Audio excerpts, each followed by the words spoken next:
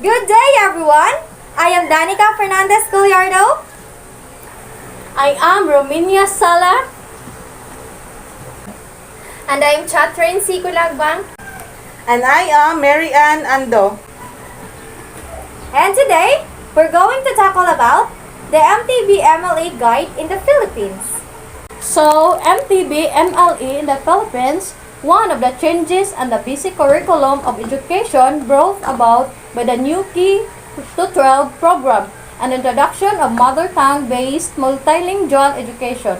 It was implemented especially to the kindergarten grades 1, 2, and 3. Mother tongue refers to the first language, first education, that is schooling, which begins in the mother tongue and transitions to additional language, particularly Filipino and English. It is meant to address the high functional literacy of Filipinos, where language plays a significant factor, since the child's own language enables her or him to express herself easily. Then there is no fear of making mistake. Order custom is a mother tongue-based multilingual education with free plagiarism report. It encourages active participation by children in the learning process because they understand what is being discussed and what is being asked of them. They can immediately use their mother tongue to construct and explain their world, articulate their thoughts, and add new concepts to what they already know.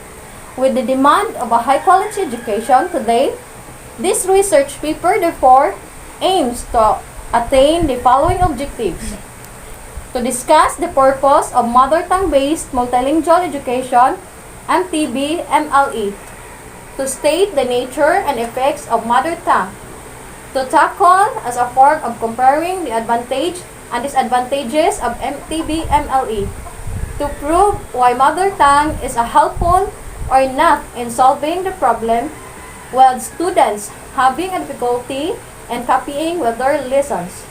Purpose of mother tongue-based education. Reasons why the mother tongue should be used in primary schools. There are many reasons why it is important to support the continued learning of the home of language or mother tongue. As Clark 2009 puts it, a strong first language supports the development of a positive self-concept, helps to strengthen the existing relationships within the family, and provides the opportunity to continue cognitive development while learning other languages as a second language. And supporting first language, it is needed respecting and supporting the home language. Planning based on the development of knowledge of language. Creating an environment to support natural language learning, observing children talking, finding out what they know in using language. Establishing supportive environment, understanding and appreciating the home literacy, and helping parents to understand the value of a strong first home language by Hasanda at 40. Local and international studies show that the use of their learner's mother tongue or the language used at home is the most effective medium of learning. It is the easiest way for children to access the unfamiliar world of school learning. By law is true, if the use of mother tongue will be discarded in the favor of new unfamiliar language upon the children's entry into a grade school, the learners lose interest in their studies because of their disconnection in the language and at home and in school. It will also be a loss of confidence, and then as a learner, since their culture of experiences are excited in classroom interactions. Strong, well-planned, Mtb-based MLA programs help students to build a strong educational foundation, and they enable and encourage students to develop oral fluency and the first language, introduce reading and writing in their first language, help students to become fluent and confident in first language literacy, and lastly, build their capacity to use their mother tongue for everyday communication and for learning in school. So, Mtb-Mle help learners build a good bridge when the teachers introduce other languages in oral through a meaningful and non-threatening activities. introduce writing and reading other language by building on what they have learned about the oral teaching of language and their foundation in the first language literacy. Because reading is like a bicycle. We only need to learn once. And lastly, build fluency and confidence in using oral and written language for everyday communication and for academic learning. Mtb-Mle programs ensure that students achieve educational competencies or standards established by education officials. For each grade, when the teachers use the mother tongue only for teaching in the early year of grade school, as students are learning basic communication skills in English, and the teachers use the mother tongue with English for teaching in later grades. As students gain fluency and confidence in using the school language for learning academic concepts by Malon 3-4. Points and ideas about mother tongue-based education. Language is one of the valuable gifts which have been passed of the children. The first language is significant and builds the basis for all later language progresses. Parents, family members, and early childhood professionals have very important role on the development and maintenance of the first language. Studies shows that knowing one language can assist the child to comprehend how other language work. First, or home language is particularly important for a child's development of a positive self-concept and well-being. Children who have the chance to maintain their first language can extend their cognitive development. While learning English, this also can be correct with other language including Turkish as second language. Their level of competence is the second language has relationship to the level of competence they have achieved in their first language. Children with a sound knowledge of their last language will be able to transfer skills from one language to another. Early childhood professionals can play a vital role in the maintenance of children's first languages. They can provide opportunities for children to use their mother tongue in early childhood settings and at schools and encourage the parents to use the mother tongue at home in order to provide a good foundation for learning in English. It is important to reassure parents that children will learn English as a second language from English speakers by Clark. The mother tongue opens the door, including its own grammar, to all grammars, in which it awakens the potential for universal grammar that lies within all of us.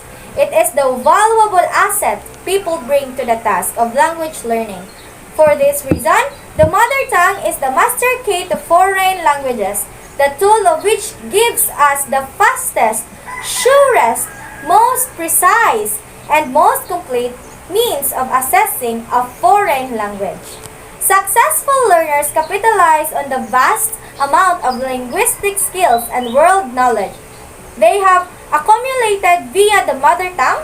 For the beginner, becoming aware of meanings automatically involves connecting them with the mother tongue until the FL has established an ever more complex network for itself. The foreign language learner must build upon existing skills and knowledge acquired through the mother tongue. Monolingual lessons without the help of the mother tongue are extrinsically possible. However, monolingual learner is an intrinsic impossibility. No one can simply turn off what they already know. It is postulated that the mother tongue is silently present in beginners, even when lessons are kept monolingual, just as we build upon our abilities to vocalize, to read, and to write, all of which have been developed via our mother tongue. So, too, we are unable to switch off our knowledge of the world, again acquired through the mother tongue with the emergence of research into the rule of form, focus, introduction. Researchers have also begun to acknowledge the mother tongue also a legitimate tool in the potential to facilitate learning, mainly in accuracy-based tasks by Ferrer. You can banish the empty or the mother tongue from the classroom, but you cannot banish it from the pupils' heads by Bootcamp, page 31. We need to associate the new with the old. To exclude mother tongue links would deprive us the richest source of building cross-linguistic networks, the well-directed and informative use of lexical and syntactic parallels between the mother tongue and foreign languages. Taught in schools promotes retention and deepens the understanding of the historical affinity of language and culture. Botsman, 2003. The relationship between language should be clearly established and not ignored or suppressed. The non-use of the MT, however, seriously constrains what can be said and read. Mother tongue will save learners from a feeling of frustration, which will eventually lead them to avoid all topics of personal interest. The measured and well-calculated contribution of the mother tongue can allow pupils to tackle more difficult texts sooner by Hassanzadeh et al. 4242. So what are the target learners of mother tongue-based education? Basically, Mtb-Mle targets students who are having a difficulty in understanding other languages rather than their own language, which is their first language. Most of these students are primarily entering kindergarten and first 3 years of grade school. It's very common that children will lack interest in going to school once they didn't understand their lessons at school. Since their parents are from different places around the country or around the world, it's expected them to speak and understand what they learn from their parents. Not all students can understand English or other languages. At the start of the classes, many will have a hard time in coping up with the lessons since they're having a difficulty to understand what the teachers are saying. So, what are the Mtb-Mle aims to produce learners who are multiliterate? They can read and write competently in the local language, the national language, and one of the more languages of wider communication, such as English. Multilingual. They can use languages in various situations. Multicultural. They can live and work harmoniously with people of culture backgrounds that are different from their own. Effects of mother tongue-based education to students. So what are the advantages of this one? In mother tongue-based multilingual education, students are taught over a period of time in their native language, and English is treated as a second language. Taught side by side and only when the student is believed to have attained proficiency in native language so that he can master English easily. Technically and simply speaking, multilingual education is any educational system that favors education in more than one language. According to its proponents, the most important benefit of this system is that a student who is far from a non-English speaking background can easily learn English owing to his language development in his native language as well as in English language. And isn't it good to be proficient in various languages? What problems do this create if a student is well conversant in English and in his mother tongue?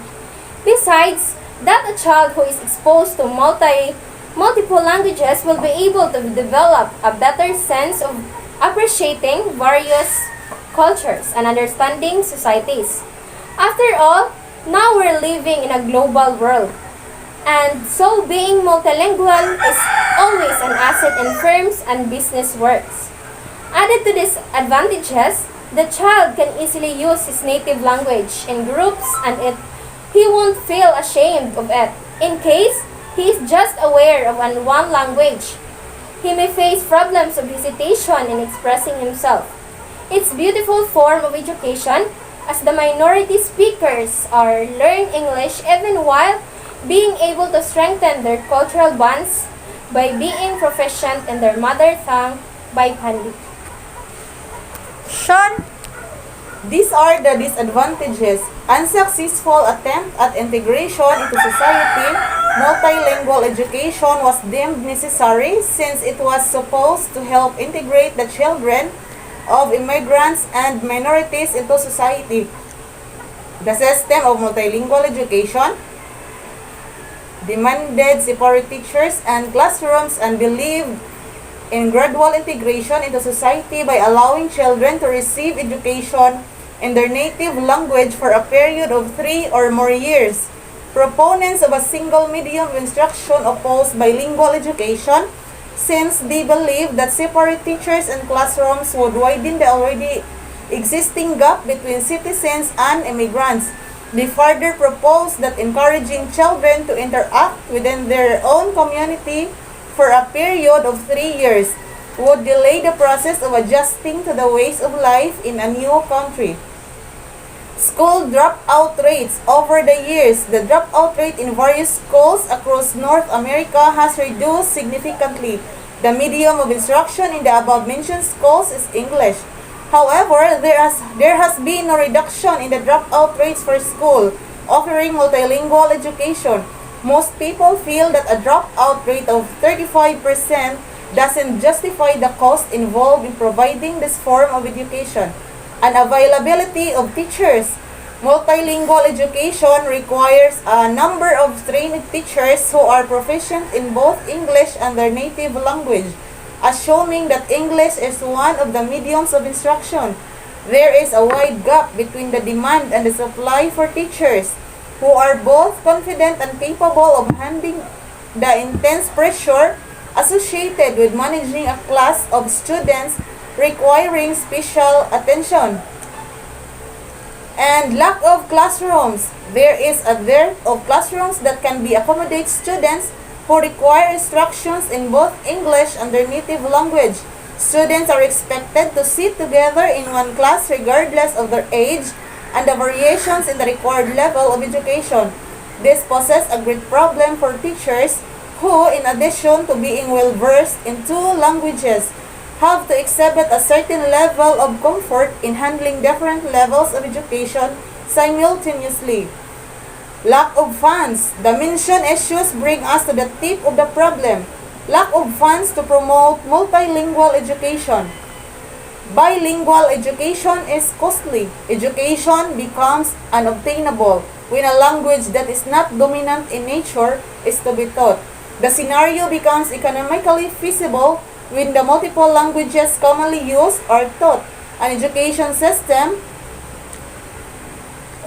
ought to be aware that the noble sap of education and literacy lies in the understanding the language in which knowledge is imparted. The content and the context of the subject becomes oblivious if the student is not well acquainted with the language employed or layer. Conclusion. This paper presents the benefits of a mother tongue-based multilingual education, or Mtb-Mle. It's a very helpful program to those students who use their first language in everyday life. It is used also to be a bridge or a mediator to learn other languages as well. Although it has some disadvantage in our money, it will ensure us that our children or future children and relatives will understand and learn very well the lesson being taught in the school. Thus, mother tongue-based education is challenging in terms of planning, implementing, and sustaining Mtb-Mle programs in a multiple language communities, especially in multilingual countries lacking extensive financial resources. Is mother tongue-based multilingual education helpful in solving the problem? So, with all the students having a difficulty in coping with their lessons, mother tongue-based multilingual education may be helpful or not in solving this problem.